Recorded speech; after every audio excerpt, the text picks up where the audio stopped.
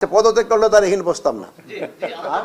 এখন যখন না ইউনিভার্সিটি যদি কোনো প্রশ্ন থাকে বলেন, তা নাহলে আমি ওখানে না আর না ইউনিভার্সিটির যদি কোনো প্রশ্ন থাকে বলেন।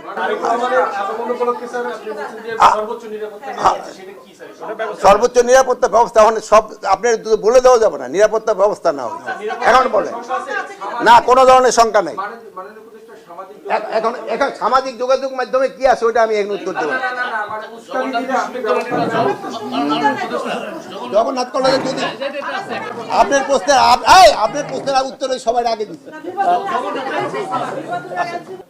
এখন যদি কোথায় আছে হইলে তো তারা ধরে ফেলতাম, যদি আমাদের কাছে যদি ওইরকম নিউজটা থাকতো তাহলে তো ধরে ফেলতাম।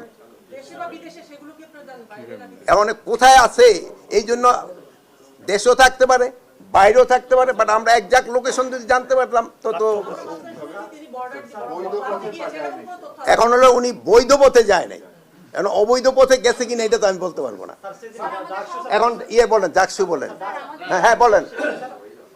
শরীফ ওসমান হাদী হত্যাকাণ্ডের মূল হুতাকে দ্রুত গ্রেপ্তার করে আইনের আওতায় আনা ইত্যাদি বিষয়ে আলোচনা করা হয়েছে।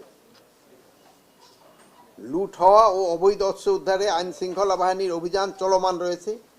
এদিকে আরও জোরদার ও বেগবান করার জন্য এবং ফ্যাসিস্ট টেরোরিস্টদের দমনের উদ্দেশ্যে গত 13 ডিসেম্বর 2025 তারিখে অপারেশন ডেভিল হান্ট ফেজ 2 চালুর সিদ্ধান্ত গ্রহণ করা হয়।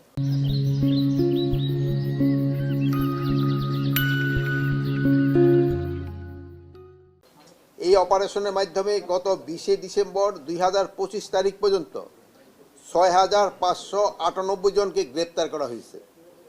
এছাড়া অভিযানে 56টি অগ্নেয়াস্ত্র, 437 রাউন্ড গুলি, 137 রাউন্ড কার্তুজ, 62টি দেশীয় অস্ত্র ও গ্রেনেড, মর্টারের গোলা, গান পাউডার, আতশবাজি, বোমা তৈরি উপকরণ ইত্যাদি উদ্ধার করা হয়েছে।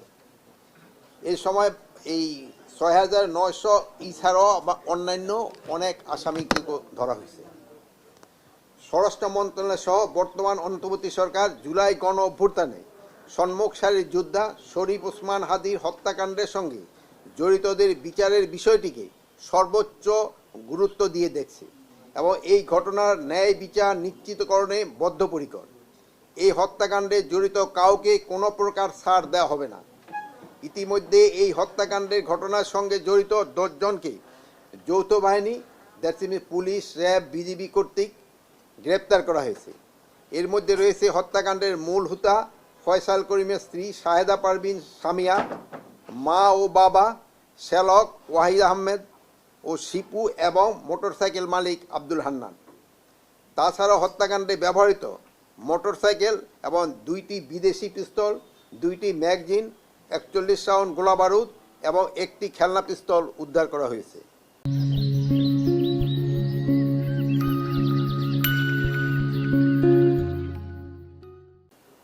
অতি দ্রুত এই ঘটনার মূল হুতা ফয়সাল করিম মাসুদকে শনাক্ত আইনের আওতায় আনা হয়েছে। তবে হত্যাকাণ্ডে মোটিভ উদ্ধার ও গোপনীয়তা বজায় রক্ষার স্বার্থে এ বিষয়ে এখনও বিস্তারিত জানানো সম্ভব হচ্ছে না। তবে আমরা আপনাদের আশ্বস্ত করছি এই বিষয়ে বেশ অগ্রগতি হয়েছে এবং তাকে মূল হুতাকে খুঁজে বের করতে আইন শৃঙ্খলা বাহিনী প্রাণপণ চেষ্টা করে যাচ্ছে। গোয়েন্দা তথ্যের ভিত্তিতে এই ঘটনার সঙ্গে জড়িত থাকার সন্দেহে দালাল চক্র ফিলিপের সহযোগী এবং 5 জনকে আটক করে বিজিবি যথাযথ আইনি প্রক্রিয়ায় পুলিশের নিকট হস্তান্তর করেছে। গতকাল